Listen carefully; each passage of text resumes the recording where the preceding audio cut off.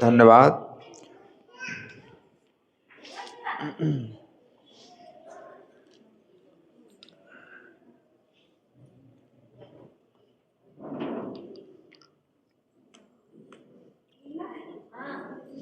सब लोग कृपा करके दोनों हाथ जोड़ें और मेरे पीछे बोलेंगे, ओम नमो भगवते वासुदेवाय।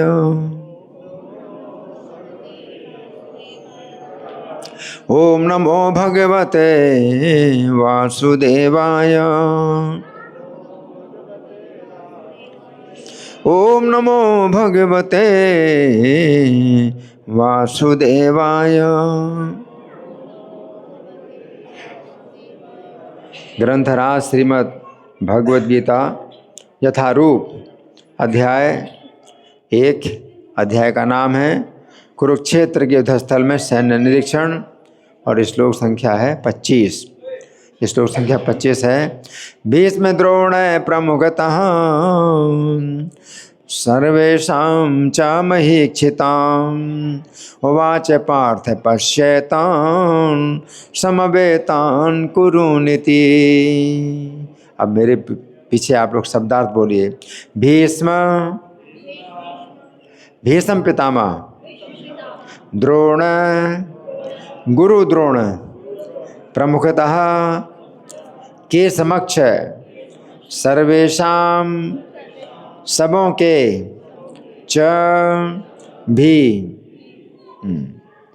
मही इच्छिताम संसार भर के राजा, वाच कहा, पार्थ हे पृथा के पुत्र, पश्य देखो, एतान इन सबों को, समवेतान एकत्रित, कुरुन कुरुवंश के, सब लोग बोलिए, कुरुवंश के सदस्यों को, इति इस प्रकार।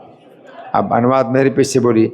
भीष्म द्रोण तथा विश्व भर के अन्य समस्त राजाओं के सामने भगवान ने कहा कि हे पार्थ, यहाँ पर एकत्र सारे कुरुओं को देखो। हाँ, तो यहाँ पर हम जो है धागा लगा करके प्रार्थना बोलेंगे। आप लोग कोशिश करें मेरे साथ बोलने की। ओम अज्ञानतिमिरान्धस्य ज्ञानाञ्जनशलाकया चक्षुरुन्मीलितं येन तस्मै श्री गुरवे नमः। श्रीचैतन्यमनोभीष्टं स्थापितं येन भूतले स्वयं रूपः कदा मह्यं ददाति स्वपदान्तिकं। वन्देऽहं श्रीगुरो श्रीयुतपदकमलं श्रीगुरून् वैष्णवांश श्रीरूपं साग्रजातं सहगण रघुनाथान्वितं तं सजीवं साद्वैतं सावधूतं परिजन सहितं कृष्ण चैतन्य देवं श्रीराधा कृष्ण पादान् सहगण ललिता श्री विशाखान्वितांश्च। हे कृष्ण करुणा सिंधो दीनबंधो जगत्पते गोपेश गोपिका कांत राधा कांत नमोस्तुते। तप्त कांचन गौरांगी राधे वृंदावनेश्वरी वृषभानुसुते देवी प्रणमामि हरिप्रिये। वाञ्छाकल्पतरुभ्यश्च कृपा सिन्धुभ्य एव च पतितानां पावनेभ्यो वैष्णवेभ्यो नमो नमः। जय श्री कृष्ण चैतन्य प्रभु नित्यानंद श्री अद्वैत गदाधर श्रीवासादि गौर भक्त वृंद। हरे कृष्णा कृष्ण कृष्ण हरे हरे, हरे राम राम राम हरे हरे। नमो विष्णुपादाय कृष्ण प्रेष्ठाय भूतले, श्रीमते भक्ति वेदांत स्वामिनिति नामिने। नमस्ते सरस्वती देवे गौरवाणी प्रचारिणे, निर्विशेषा शून्यवादी पाश्चात्य देश तारिणे।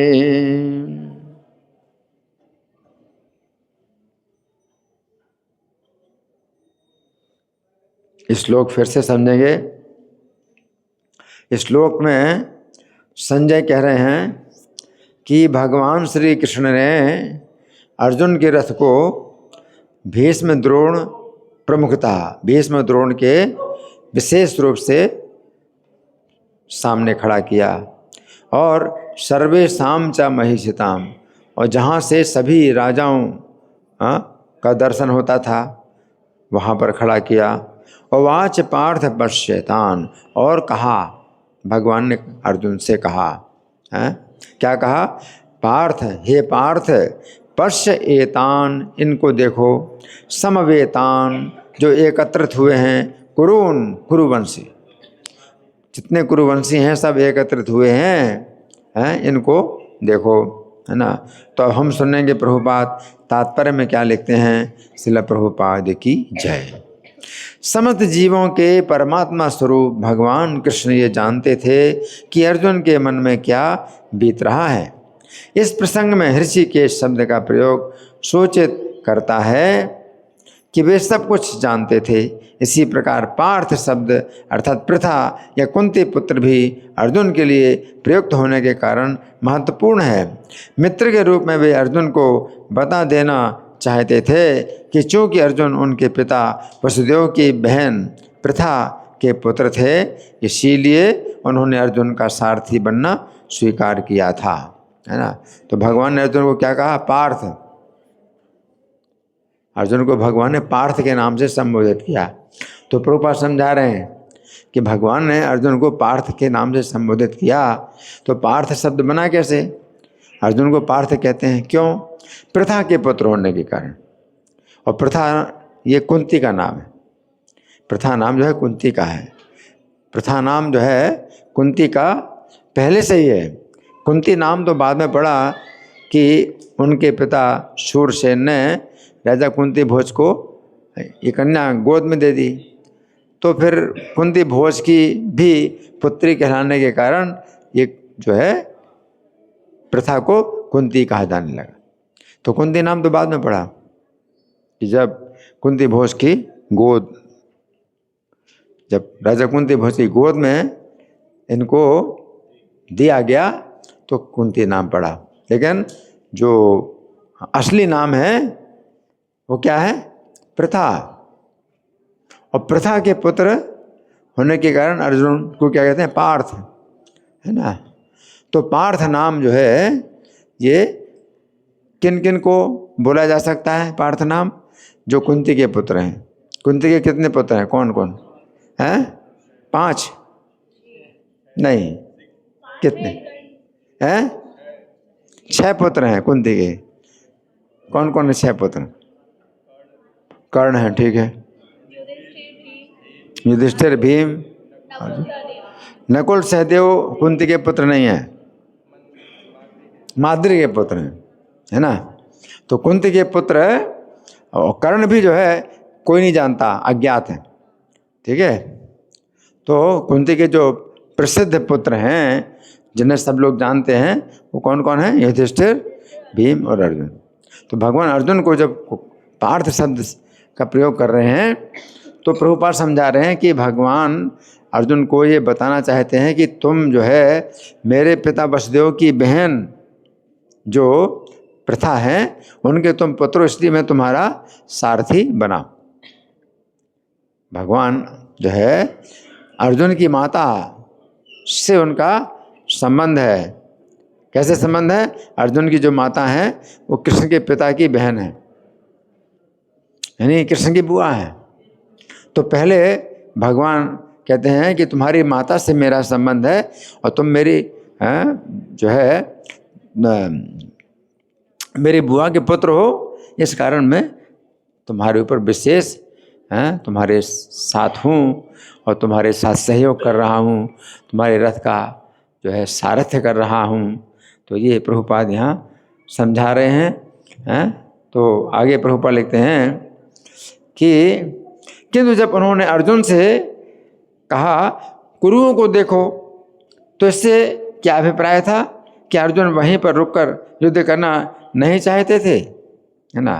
तो भगवान क्या कह रहे हैं, ये कुरु लोग हैं, इनको तुम देखो, ये कुरुवंशी हैं, यानी तुम मेरे जो है बुआ के पुत्र हो, तो तुम जो है मेरे साथ हो। और ये जो कौरव लोग हैं ये कौन है? ये आपने उस संबंध में नहीं है जितने संबंध में अर्जुन जो है कृष्ण के संबंध में है। कृष्ण का संबंध जितना अर्जुन से है उतना कौरवों से नहीं। तो भगवान इस प्रकार से अंतर दिखा रहे हैं कि तुम जो है मोह में नहीं पड़ना, इन लोगों के मोह में नहीं पड़ना है। अगर कृष्ण का जो है अर्जुन से संबंध है तो अर्जुन को कृष्ण के साथ मोह होना चाहिए, अर्जुन का मोह है कृष्ण के प्रति होना चाहिए, इन कौरवों के प्रति अर्जुन का मोह नहीं होना चाहिए। तो यहाँ प्रभुपाद ये लिख रहे हैं कि भगवान जो है मतलब एक प्रकार से ये कह रहे हैं कि क्या तुम रुक करके युद्ध करना नहीं चाहते हो, तुम क्या युद्ध नहीं करना चाहते हो। और ये अर्जुन की भावना इस तरह की थी कि अपने सब संबंधियों को अर्जुन देखेंगे हमारे ही सब संबंधी, हमारे मित्र हैं, हमारे बंधु हैं, हमारे जो है चाचा हैं, दादा हैं।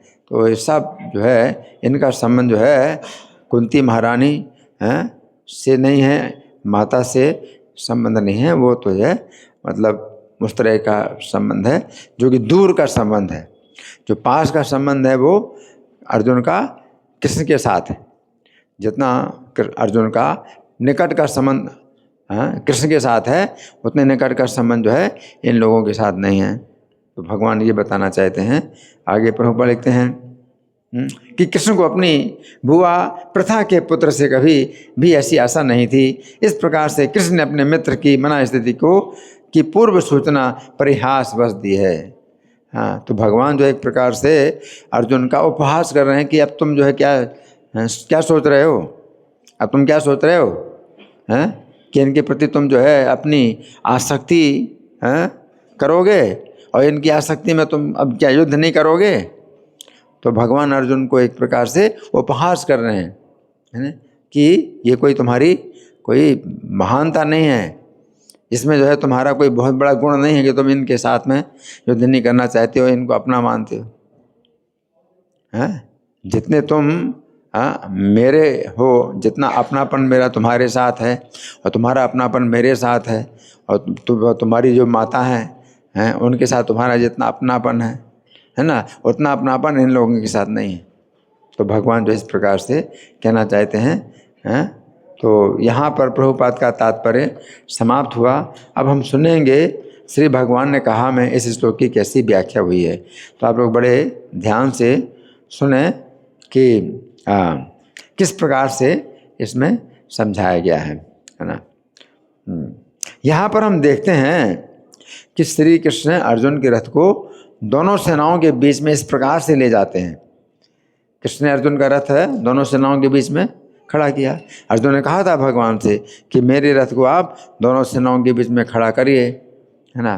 तो श्री कृष्ण अर्जुन के रथ को दोनों सेनाओं के बीच में इस प्रकार से ले जाते हैं कि अर्जुन ने सबसे पहले भीष्म और द्रोण को देखा,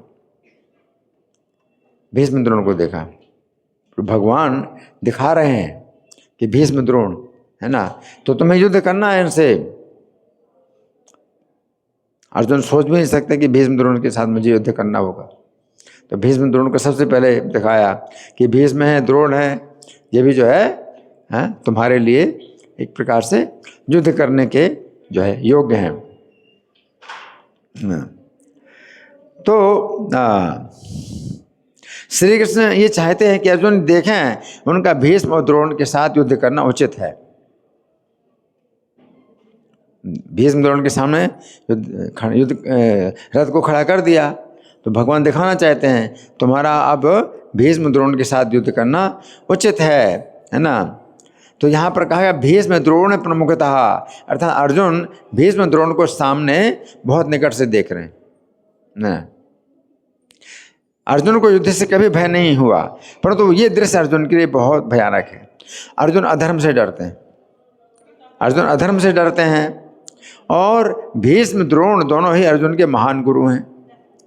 भीष्म जी कुरुवंश के पितामह हैं और द्रोण कुरुवंश के आचार्य हैं। तो आगे चलकर अर्जुन ने युद्ध न करने के लिए श्री कृष्ण के सामने अनेक तर्क प्रस्तुत किए, परंतु दूसरे अध्याय के दूसरे श्लोक में श्री कृष्ण अर्जुन के विचारों को दिमाग का कूड़ा करकट बताते हैं।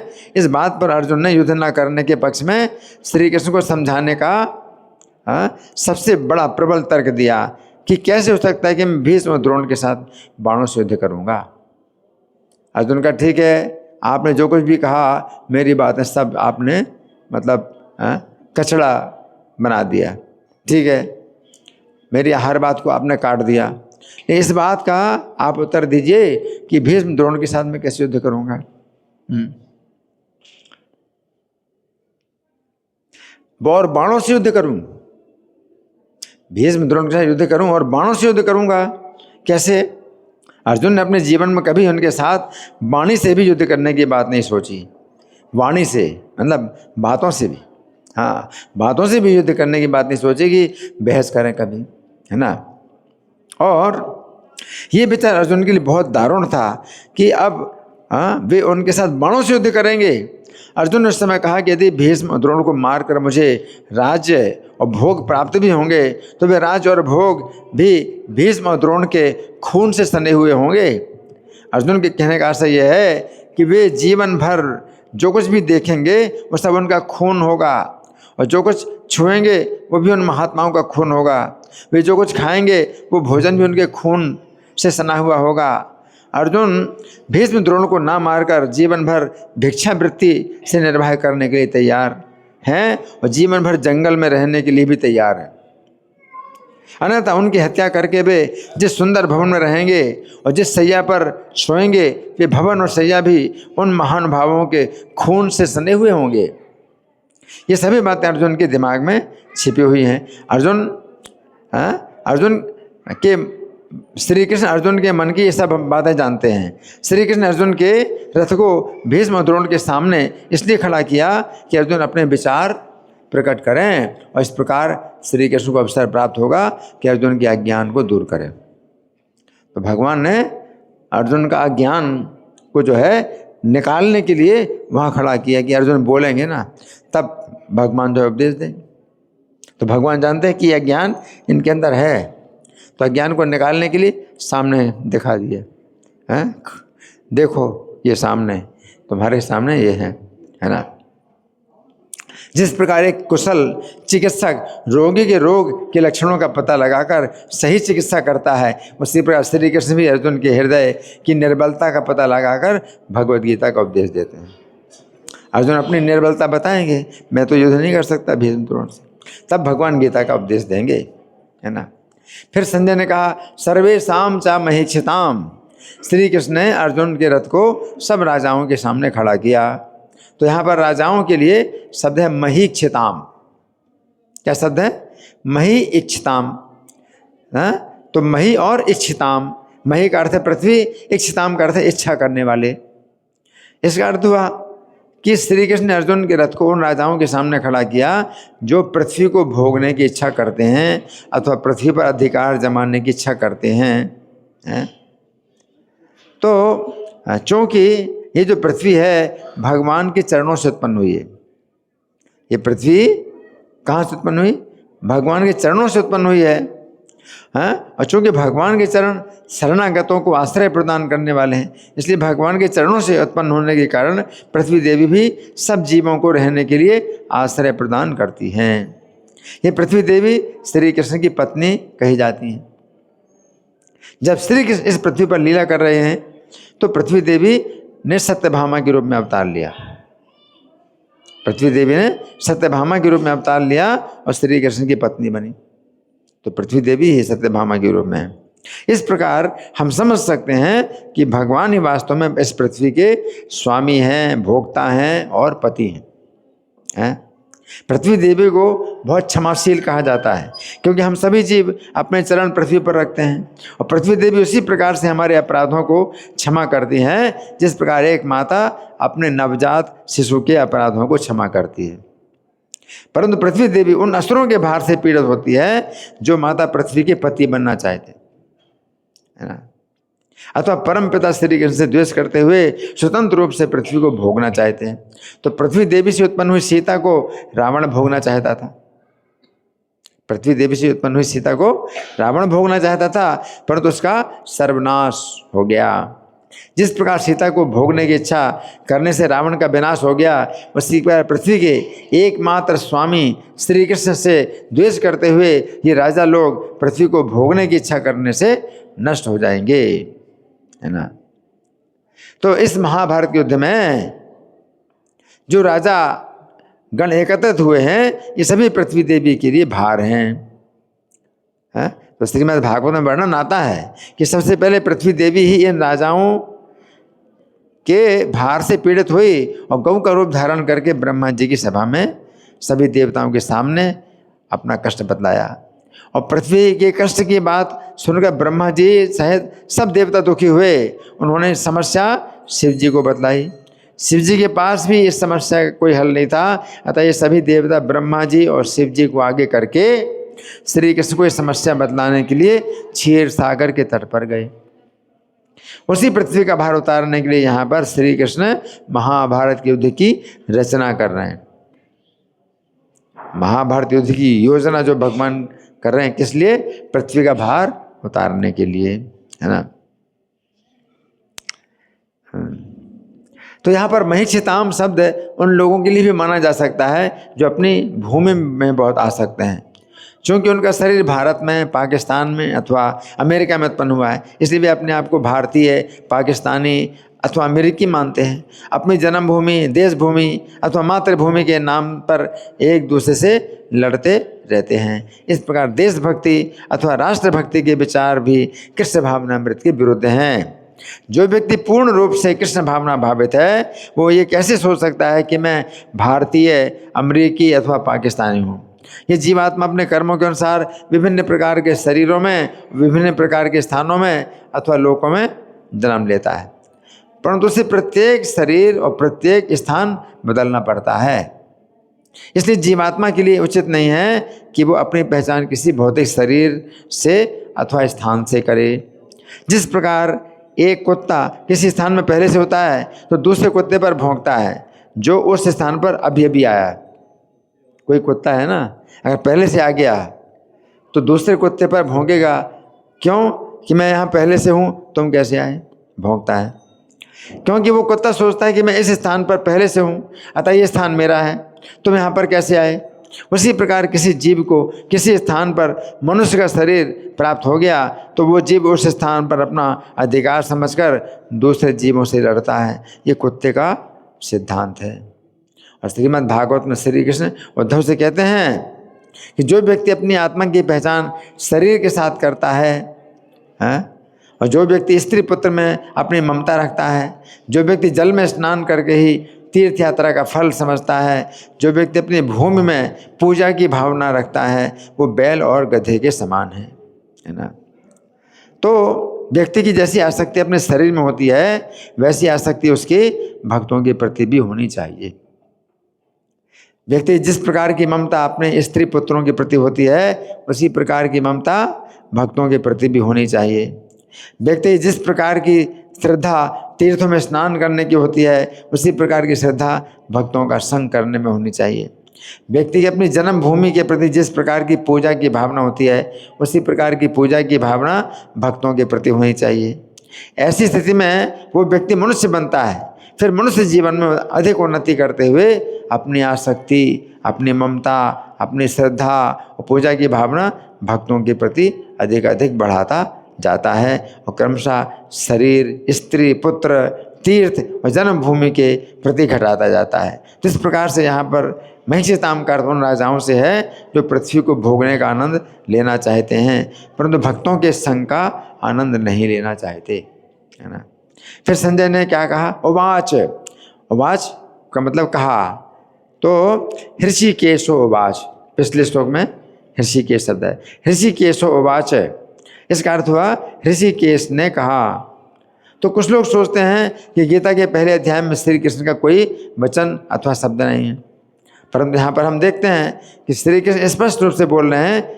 श्री कृष्ण क्या कह रहे हैं, पार्थ एतान समवेतान कुरून पश्य, अर्थात श्री कृष्ण कह रहे हैं कि हे पार्थ इन एकत्रित कुरुओं को देखो। इससे पता चलता है कि श्री कृष्ण के कहने पर ही अर्जुन ने एकत्रित कुरुओं को देखा। इस प्रकार हम देखते हैं कि संपूर्ण भगवत गीता केवल श्री कृष्ण और अर्जुन का ही संवाद है। श्री कृष्ण के कहने पर अर्जुन ने कौरवों को देखा, फिर अर्जुन ने अपने मन की भावना श्री कृष्ण से प्रकट की, फिर श्री कृष्ण ने अर्जुन को कुछ उपदेश दिया, फिर अर्जुन ने श्री कृष्ण से कई प्रकार के प्रश्न पूछे और श्री कृष्ण ने अर्जुन को उन प्रश्नों का उत्तर दिया। इस प्रकार अर्जुन के सभी संदेह दूर हुए और भगवत गीता पूरी हुई। तो यहाँ पर कुरुन शब्द का अर्थ है कुरुवंशी, कुरुवंशी गण। और श्री कृष्ण कहना चाहते हैं कि यहाँ पर संपूर्ण कुरुवंश इकट्ठा हो गया है। तो हम देख सकते हैं कि यहाँ पर कुरुवंश की 5 पीढ़ियाँ इकट्ठी हैं। कितनी पीढ़ियाँ? 5 पीढ़ियाँ इकट्ठी हैं। प्रथम पीढ़ी में सोमदत्त के पिता बाहलिक आदि हैं, दूसरी पीढ़ी में सोमदत्त और भीष्म आदि हैं, तीसरी पीढ़ी में भूरिश्रवा, शकुनी, शल्य आदि हैं, चौथी पीढ़ी में भीम, अर्जुन आदि हैं और पांचवी पीढ़ी में अभिमन्यु और लक्ष्मण आदि हैं। हाँ, तो विचार करने की बात है कि यहाँ पर संपूर्ण कुरुवंश नष्ट होने के लिए इकट्ठा हुआ है, संपूर्ण कुरुवंश। तो महाभारत युद्ध में संपूर्ण कुरुवंश नष्ट हो गया, परंतु अर्जुन के पुत्र अभिमन्यु की पत्नी उत्तरा के गर्भ में जो बालक रह गया था वही एकमात्र वंश का बीज था, एकमात्र वंश का बीज था। हाँ, जिस प्रकार कुरुवंश की 5 पीढ़ियों का अचानक संहार एक महान असाधारण घटना है, उसी प्रकार कुरुवंश के बीज अर्थात परीक्षित महाराज की गर्भ के अंदर रक्षा होना भी एक महान असाधारण घटना है। उस बच्चे की गर्भ में कैसे रक्षा हो गई, ये बहुत बड़ी बात। देखो, महाभारत युद्ध में पूरे कुरुवंश का संहार हो गया, ये बहुत बड़ी बात है। उसी प्रकार से पूरे कुरुवंश का एक बीज जो उत्तरा के गर्भ में था उसकी रक्षा हो गई, ये भी बहुत बड़ी बात। कैसे रक्षा हुई? ये दोनों असाधारण घटनाएं श्री कृष्ण के द्वारा हुई हैं, क्योंकि कहा जाता है मारे कृष्ण राखे के, राखे कृष्ण मारे के। क्या मतलब?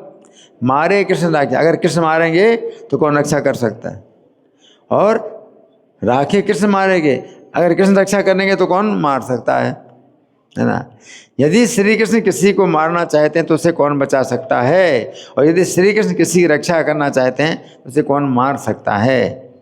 श्री कृष्ण समस्त कुरुवंश का संहार करना चाहते थे, अतः संहार हो गया। परंतु श्री कृष्ण ने कुंती को वचन दिया था उनके 5 पुत्र अर्थात 5 पांडव महाभारत युद्ध में सुरक्षित रहेंगे, अतः 5 पांडव सुरक्षित रहे। इससे अधिक आश्चर्य की घटना तो परीक्षित महाराज की सुरक्षा थी। अश्वत्थामा ने उत्तरा के गर्भ में स्थित परीक्षित महाराज को मार डालने के लिए ब्रह्मास्त्र छोड़ा था। ब्रह्मास्त्र जो है ऐसी चीज है कि उसका कोई उपाय नहीं, ब्रह्मास्त्र छोड़ दिया जाए। अश्वत्थामा ने ब्रह्मास्त्र छोड़ा था उत्तरा के गर्भ में परीक्षित महाराज को मार डालने के, है ना, ब्रह्मास्त्र छोड़ा था। तब श्री कृष्ण ने अत्यंत छोटा रूप धारण किया, श्री कृष्ण ने अत्यंत छोटा रूप धारण किया, उत्तरा के गर्भ में प्रवेश कर गए और गर्भ के अंदर स्थित बालक ने देखा। अब गर्भ के अंदर बालक है, वो देख रहा है, वो बालक देख रहा है। क्यों देख रहा है? कि भगवान आ गए। अब भगवान आ गए तो गर्भ में प्रकाश हो गया। बच्चा जो है कुछ नहीं देख पाता, गर्भ के अंदर अंधेरा रहता है। गर्भ के अंदर अंधेरा होने के कारण बच्चा कुछ भी नहीं देख पाता। लेकिन जब भगवान आ गए तो छोटे जो है अंगूठे के पोर के बराबर भगवान का जो है रूप था, बहुत छोटा रूप धारण किया और गर्भ के अंदर आ गए। भगवान के शरीर से प्रकाश निकल रहा है तो गर्भ के अंदर बालक ने देखा, किसको देखा? एक ऐसे पुरुष को देखा जो कि प्रकाश पैदा कर रहा है। गर्भ के अंदर क्या? गर्भ के अंधकार को दूर कर रहा है, प्रकाश पैदा कर रहा है ना। गर्भ के अंदर स्थित बालक ने देखा एक अंगूठे के पोर के बराबर एक पुरुष अपने हाथ में गदा घुमाते हुए उस बालक की परिक्रमा कर रहा है। भगवान हाथ में गदा घुमा रहे हैं और परिक्रमा कर रहे हैं बच्चे की, गर्भ के अंदर परीक्षित की परिक्रमा कर रहे हैं। इस प्रकार से वो ब्रह्मास्त्र की अग्नि को शांत कर रहे हैं। भगवान ब्रह्मास्त्र की अग्नि को शांत कर रहे हैं, गदा घुमाते हुए ब्रह्मास्त्र की अग्नि को शांत कर रहे हैं। यद्यपि ब्रह्मास्त्र अमोघ होता है परंतु फिर भी श्री कृष्ण के हाथों से असंभव कार्य भी संभव हो जाता है। कभी भी जो है ब्रह्मास्त्र का निवारण नहीं हुआ। ब्रह्मास्त्र से अगर किसी का जो है वध हो जाता है तो फिर उसका जो है निवारण नहीं होता है, ब्रह्मास्त्र का निवारण नहीं होता है। ये एक कृष्ण ही हैं जो क्या कर सकते हैं? असंभव को संभव कर सकते हैं, है ना। तो भगवान जो है अर्जुन के लिए पार्थ शब्द का प्रयोग कर रहे हैं कि श्री कृष्ण की बुआ प्रथा के पुत्र हैं अर्जुन, तो अर्जुन की आसक्ति कृष्ण के प्रति होनी चाहिए, कौरवों के प्रति नहीं होना चाहिए। हैं कौरव जो है ये अपने नहीं हैं, कृष्ण अपने हैं, है ना। तो कृष्ण जो है अर्जुन के प्रति जो है अपना क्या है? मोह पैदा कर रहे हैं, है ना। अगर हमारा मोह है कृष्ण के प्रति होता है तो जीवन की सबसे बड़ी सफलता है।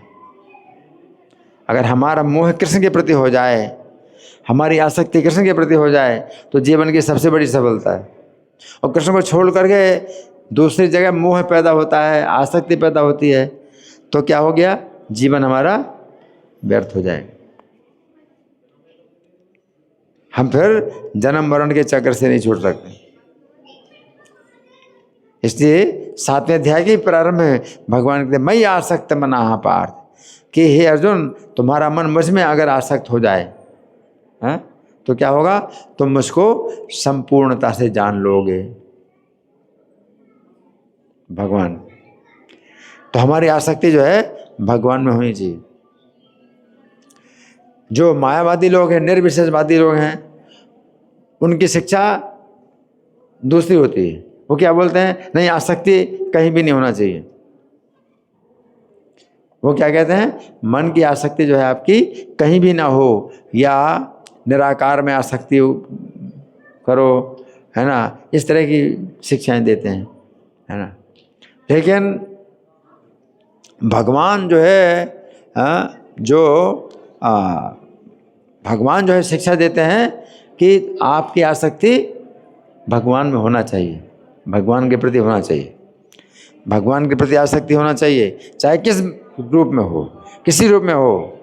अपने मित्र के रूप में भगवान की आसक्ति, तो कोई अपने मित्र के रूप में कृष्ण से आसक्त हो जाए और मोह हो जाए, कृष्ण के प्रति मोह हो जाए, तो कृष्ण को मोहन कहा जाता है। मोहन का मतलब क्या है? जो मोह पैदा करें, अपने प्रति मोह पैदा करें। तो कृष्ण को मोहन क्यों कहा जाता है? जो मोह पैदा करते हैं, तो ब्रजवासियों को जो है मोह पैदा करते हैं। तो कृष्ण के प्रति जो है सब ब्रजवासी क्या होते हैं? हमेशा मोहित रहते हैं, है ना। वो मोहन उनका नाम है। सर्वमोहन, सबको मोहित करते भगवान, है ना।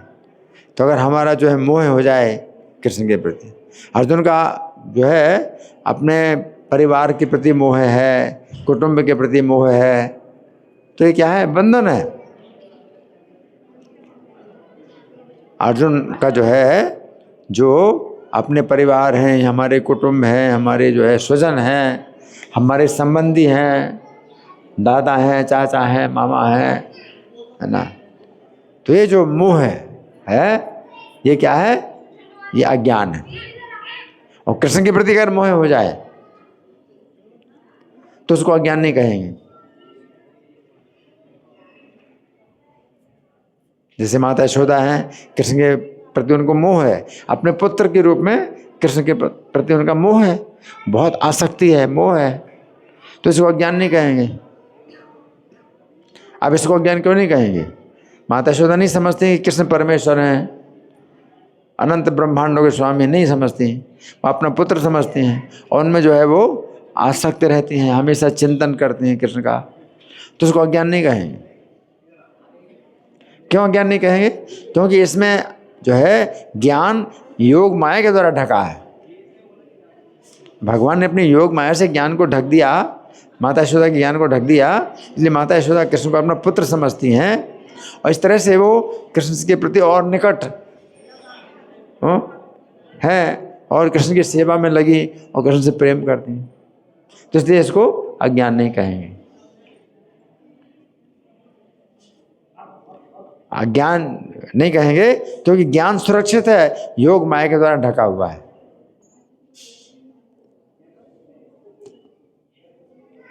लेकिन जो लोग जो है कृष्ण को ईश्वर नहीं जानते और कृष्ण से दूर जाते हैं, तो वो अज्ञान है। उनका वो ज्ञान है, वो महामाया के द्वारा ढका है कि वो कृष्ण से दूर जाते हैं। माया प्रहित ज्ञान, माया ने उनका ज्ञान हरण कर लिया। जो मेरी शरण है न माम दुष्कृतो मूढ़ा प्रबध्यन्ते नराधमा, जो नराधम है, मूढ़ है, तो माया के द्वारा हरे हुए ज्ञान वाले, उनका ज्ञान माया के द्वारा हरण हो गया है, तो मेरी शरण में नहीं आते। और जो कृष्ण के जो है से के निकट आते हैं, कृष्ण को अपना पुत्र समझ करके या अपना मित्र समझ करके, कुछ भी समझ कर कृष्ण के निकट आते हैं, तो कृष्ण को भगवान नहीं मानते, सर्वोच्च नहीं मानते, तो भी उनका अज्ञान नहीं कहेंगे, उसको अज्ञान नहीं कहेंगे। क्यों? क्योंकि वो कृष्ण के निकट आ रहे हैं। ज्ञान ढक गया तो वो कृष्ण के और निकट आ गए। अगर ज्ञान होता है तो हम तो केवल स्तुति प्रणाम करते हैं भगवान को, है ना, तो थोड़ा दूरी रखते हैं भगवान से और स्तुति प्रणाम करते हैं, है ना। लेकिन ज्ञान ढक जाने पर अपना मान करके, अपना और अधिक जो है पुत्र मान के या मित्र मान करके भगवान के निकट जाते हैं, तो वो क्या है, वो और ज़्यादा ऊंची स्थिति मानी जाती, ज़्यादा ऊंची स्थिति मानी जाती है ना।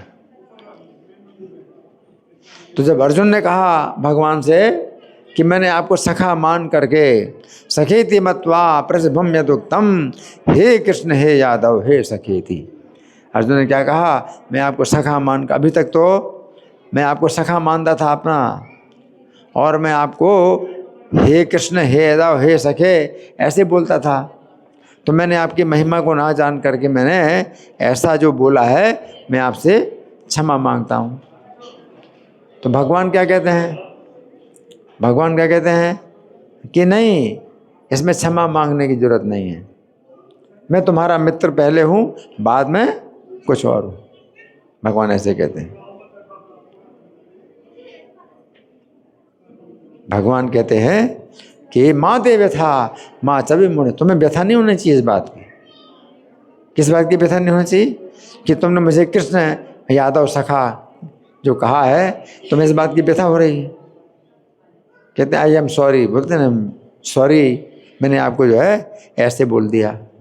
तो अर्जुन कहते हैं भगवान से सॉरी, मैं आपको जो है अपना सखा मान करके ऐसे बोलता था। तो भगवान कहते हैं कि इसमें आपको व्यथा होने की जरूरत नहीं है। माँ ते व्यथा माँ चबी मूढ़ भावो, इस प्रकार से तुम्हें ये पागलपन इसको छोड़ दो, पागलपन छोड़ दो, भगवान के पागलपन छोड़ दो। माते व्यथा माँ चबे मूढ़ भावो दृष्टारूपम एकदम अग्रम नविद विपेत भी प्रीत मना पुनस्तम, तुम बिना भय के और प्रीति युक्त मन से तदेव में रूप एकदम प्रपश्य, मेरा यही रूप देखो तुम प्रीति पूर्वक, तो मेरा यही रूप देखो। क्या रूप देखो? कि मैं तुम्हारा मित्र हूँ। तो भगवान भक्तों के साथ में अपना संबंध जो है सबसे पहले बनाते हैं, बाद में फिर कुछ और बनते हैं। भगवान अजन्मा है, अविनाशी हैं और सब जीवों के जो है महान ईश्वर हैं। लेकिन ये बातें जो है बाद में, पहले भक्तों के साथ अपना संबंध बनाते हैं कि मैं तुम्हारा जो है क्या हूँ, मित्र हूँ या पुत्र हूँ, है ना। तो भगवान को जब कहा जाता है यशोदानंदन, भगवान ज़्यादा प्रसन्न होते हैं। भगवान ये नहीं सोचते मुझे यशोदा का पुत्र कहने की हिम्मत कैसे हुई तुम्हारी, मैं तो अनंत ब्रह्मांडों का स्वामी हूँ, यशोदा का पुत्र तुमने कैसे मुझे समझा, ऐसा नहीं कहते। भगवान कहते हैं यशोदा का पुत्र मैं पहले हूँ, बाद में फिर कुछ और हूँ। तो यशोदानंदन कहें तो भगवान ज़्यादा प्रसन्न होते हैं। अब कहें पार्थ सारथी, पार्थ सारथी कहते हैं तो भगवान ज़्यादा प्रसन्न होते हैं। अर्जुन के सारथी तो भगवान ज़्यादा प्रसन्न होते हैं। भगवान ऐसे नहीं सोचते कि तुम्हारी इतनी हिम्मत कैसे हुई, अर्जुन का सारथी मुझे बोल रहे हो, अनंत ब्रह्मांडों का स्वामी हूँ, सब जो है देवता मेरे नियंत्रण में रहते हैं, तो तुम्हारी हिम्मत कैसे हुई कि मुझे पार्थ सारथी बोल रहे हो। क्या भगवान ऐसा सोचते हैं? नहीं, ऐसा नहीं सोचते। भगवान क्या कहते हैं, अर्जुन का सारथी मैं पहले हूँ, बाद में फिर कुछ और हूँ, सबसे पहले मैं अर्जुन का सारथी। अब अर्जुन कह रहे हैं कि मैं आपको जो है आगे से ऐसा नहीं कहूँगा। कैसे नहीं कहूँगा? हे कृष्ण, हे यादव सखा, ऐसे नहीं बोलूँगा। कैसे बोलूँगा? प्रसिद्ध देवेश जगन निवास, हे देवताओं के ईश्वर प्रसन्न होइए, हे जगन निवास प्रसन्न होइए, जगन्नाथ प्रसन्न होइए, तो ऐसे बोलूँगा आपको। भगवान कहते पागल हो, भगवान कहते तुम पागल हो, हैं? मैं तुम्हारा पहले सखा हूँ, बाद में कुछ और हूँ। जगदीश, जगन निवास, हैं, और सर्वेश्वर, ये सब जो बातें हैं ये तो बाद की हैं। पहले तुम्हारा क्या हूँ मैं? पहले मैं तुम्हारा सखा हूँ, मित्र हूँ, है ना। तो भगवान जो है भक्ति का जो संबंध है उसको ज़्यादा महत्व देते हैं, ज़्यादा महत्व देते हैं, है ना। तो यहाँ पर भगवान ने जो है अर्जुन को जो है ऐसा किया, इस तरह से कहा तुम देखो इनको, भीष्म है, द्रोण है, इनको देखो, लेकिन तुमको इनके साथ युद्ध करना है, रुकना नहीं है, तुम्हें संकोच नहीं करना, युद्ध करना। तो इस तरह से भगवान जो है अर्जुन को जो है ये संकेत दे रहे हैं कि अब युद्ध भूमि में तुम पहले से देख लो और सोच लो कि तुम्हें क्या करना है। फिर बाद में वो नहीं है कि फिर बाद में सोचोगे कि अरे मुझे तो युद्ध करना नहीं था, मैं गलत जगह पर आ गया हूँ, ये तो युद्ध करने की जगह नहीं है। तो इसलिए भगवान ने पहले से ही सब कुछ दिखा दिया, सब कुछ देख लो, समझ लो, सोच लो क्या करना है, बाद में फिर नहीं सोचना कि अरे मैं क्यों युद्ध करने के लिए यहाँ पर आ गया। होता ना ऐसा, मैंने तो ऐसा नहीं सोचा था। आप कोई काम कर रहे हो तो फिर कहोगे मैंने ऐसा तो नहीं सोचा था, वैसा नहीं सोचा था। अरे जब काम कर रहे हो तो पहले सोच लो कि तुम क्या करना है और क्या नहीं करना है, फिर बाद में सोचोगे नहीं मुझे ये नहीं करना, मुझे वो नहीं करना। तो क्या सही है? काम करने से पहले सोच लो कि भाई क्या करना है क्या नहीं करना, बाद में फिर सोचोगे कि अरे मुझे ये तो मुझे नहीं करना है, मैंने तो ऐसा नहीं सोचा था, मैंने वैसा नहीं सोचा था। सब कुछ सोच लो, सब कुछ सोच लो, और सोच करके अर्जुन जो है फिर जब भगवान से बताते हैं तो भगवान जो है इनके सब जो अज्ञान है उसको काट काट करके और तैयार करते हैं अर्जुन को युद्ध के लिए, है ना। तो अभी हमारे पास कुछ समय है, आप लोगों की ओर से कोई प्रश्न है, कोई चर्चा है, कोई मंथन है, या मैं प्रश्न करूं? मैं प्रश्न करूं? ठीक है, मैं प्रश्न कर रहा हूं। तो आज के श्लोक में भगवान ने अर्जुन के रथ को सबसे पहले कहाँ पर खड़ा किया, किसके सामने खड़ा किया? कौन बताएगा? अर्जुन के रथ को किसके सामने खड़ा किया?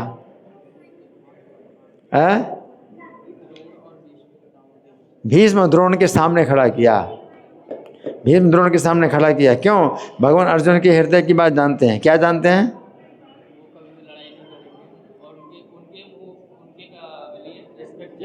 हाँ, अर्जुन के अंदर बहुत आदर की भावना है, भीष्म द्रोण के प्रति आदर की भावना, और वो है अर्जुन का बहुत बड़ा गुण है। अर्जुन का बहुत बड़ा गुण है, परंतु अभी युद्ध भूमि में इस समय जो है वो गुण नहीं है बल्कि दोष है। कोई भी आपका जो गुण है वो किसी समय के लिए होता है, वो गुण है, लेकिन किसी समय वो फिर गुण नहीं माना जाता बल्कि दोष माना जाता है।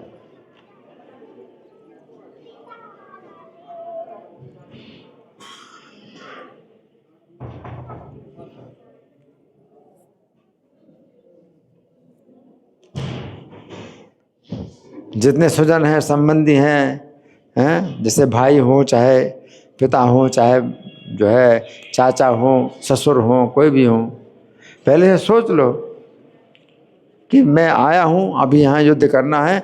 अब ये नहीं सोचना कि मुझे जो है अब इनसे युद्ध नहीं करना है, उनसे युद्ध नहीं करना है। अब ऐसा कुछ नहीं सोचना। जैसे भीष्म जी थे तो उन्होंने सोच दिया था पहले से उन्हें क्या करना क्या नहीं करना। बहुत बड़े भक्त थे भगवान के, तो पहले सोच लिया था। तो जब दुर्योधन ने कहा, है ना, दुर्योधन ने कहा कि आप जो है मतलब युद्ध करेंगे तो आप जो है हमें विजय प्राप्त होगी। तो भीष्म जी ने कहा कि पहले से समझ लो मेरी बात कि मैंने क्या सोच लिया। पहले से क्या सोच लिया है? शिखंडी जो पांडवों के पक्ष में है, ये अम्बा नाम की स्त्री है। पिछले जन्म में अम्बा नाम की स्त्री थी और इस जीवन में वो पुरुष बन गई शिखंडी। मैं इसको स्त्री ही मानता हूँ। ये आएगा अगर मेरे सामने तो मैं युद्ध नहीं करूँगा।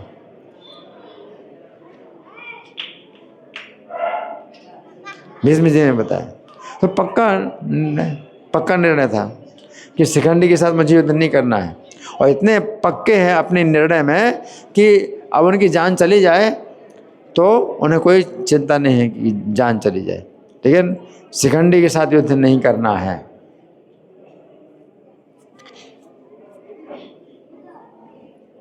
तो इतना मतलब फिर पक्का निर्णय हो गया है। तो ऐसे जो लोग होते हैं तो पक्का निर्णय, काम के पहले ही पक्का निर्णय कर लेते हैं कि ये करना है, नहीं करना है, करना है, और पूरा जो है अपने धर्म पर पूरा विचार कर लेते हैं कि मेरा इस समय यही धर्म है। अब भीष्म है, द्रोण, उनका सम्मान करना धर्म है अर्जुन का, और बहुत बड़ा धर्म है, सम्मान करना। लेकिन इस समय जो है क्या है, अब जो है वो समय नहीं है सम्मान करने का, अब युद्ध करने का अवसर। फिर भी सम्मान, अर्जुन बहुत सम्मान करते थे भीष्म जी का, और भीष्म जी अर्जुन के प्रति बहुत प्रसन्न थे, अर्जुन से बहुत प्रसन्न थे। हैं, अर्जुन जो है भीष्म जी को बाण नहीं मारना चाहते थे, लेकिन भीष्म जी को जब अर्जुन के बाण लगते थे तो भीष्म जी प्रसन्न होकर के कहते थे, ये अर्जुन के बाण हैं जो मेरे शरीर को आर पार कर रहे हैं और पीड़ा पहुंचा रहे हैं, अर्जुन के बाण हैं, शिखंडी के बाण नहीं। शिखंडी के बाण है, भीष्म जी कहते हैं शिखंडी के बाण तो मेरे शरीर में खरोंच भी पैदा नहीं करते। तो भीष्म जी जो है शिखंडी का जो है महत्व नहीं मतलब दे रहे, शिखंडी को महत्व नहीं, अर्जुन को महत्व दे रहे हैं। अर्जुन के बाण जो है उनको क्या करते हैं, पीड़ा पहुंचाते हैं और शरीर के आर पार हो जाते हैं। तो अर्जुन को महत्व दे, अर्जुन के बाण है ये, अर्जुन की प्रशंसा करते हैं भीष्म जी। देखो ऐसा जो है मतलब चरित्र है, कितना दिव्य चरित्र है अर्जुन का, दिव्य चरित्र है।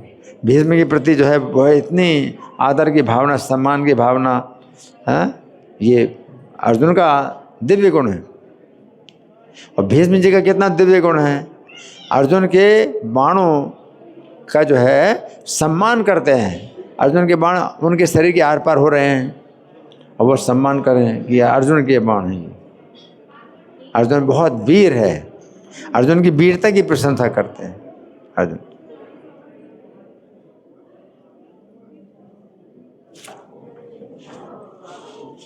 ऐसे जो है दिव्य चरित्र है कि शरीर से ऊपर उठे हुए हैं। भीष्म जी शरीर से ऊपर उठे हुए हैं, शरीर को आर पार हो रहे हैं बाण, और वो कह रहे हैं ये अर्जुन के बाण हैं, प्रशंसा करते हैं अर्जुन, शरीर से ऊपर उठे हुए हैं। ऐसी कथा है, महाभारत की कथा ऐसी कथा है जहाँ ऐसे लोग हैं, इतने महान चरित्र हैं कि शरीर से बिल्कुल ऊपर उठे हुए हैं।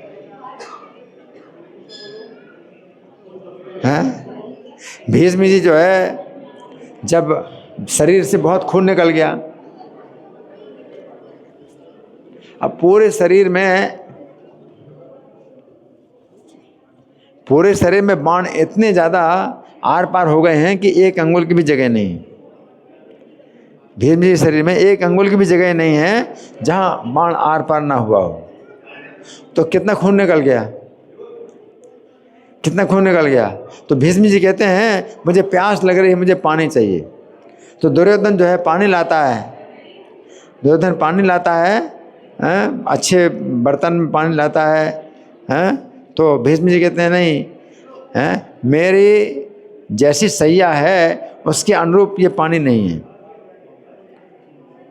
तुम जो पानी लेके आए हो ये पानी जो है मेरे सैया के अनुरूप नहीं है, जैसी मेरी सैया है वैसा मुझे पानी चाहिए। अर्जुन तुम मुझे पानी दो।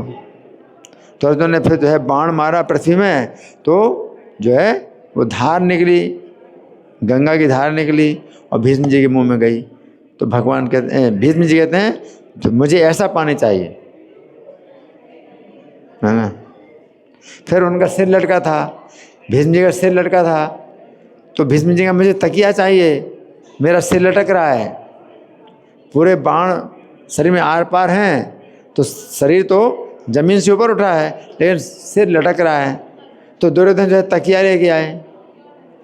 भीष्म जी कहते मुझे ये तकिया नहीं चाहिए, ये तकिया जो है मेरी सैया के अनुसार नहीं है, जैसी सैया वैसी तकिया चाहिए। तो अर्जुन ने फिर जो है 5 बाण मारे जमीन में और फिर जो है भीष्म जी का शरीर को उन बाणों के ऊपर उठा दिया। तो भीष्म जी कहते हैं हाँ ये सैया चाहिए, ये तकिया चाहिए मुझको, ऐसी तकिया चाहिए। देखो ऐसी कथा है, महाभारत की ऐसी कथा है। और ये कोई कल्पना नहीं है, ये कल्पना नहीं है, ये शास्त्र है, महाभारत ग्रंथ है, वो इतिहास है कि ऐसे महान चरित्र वाले लोग जो है हुए हैं, है ना। धन्यवाद। ग्रंथराज श्रीमद् भगवद गीता की जय, श्रील प्रभुपाद की जय। हरे कृष्णा।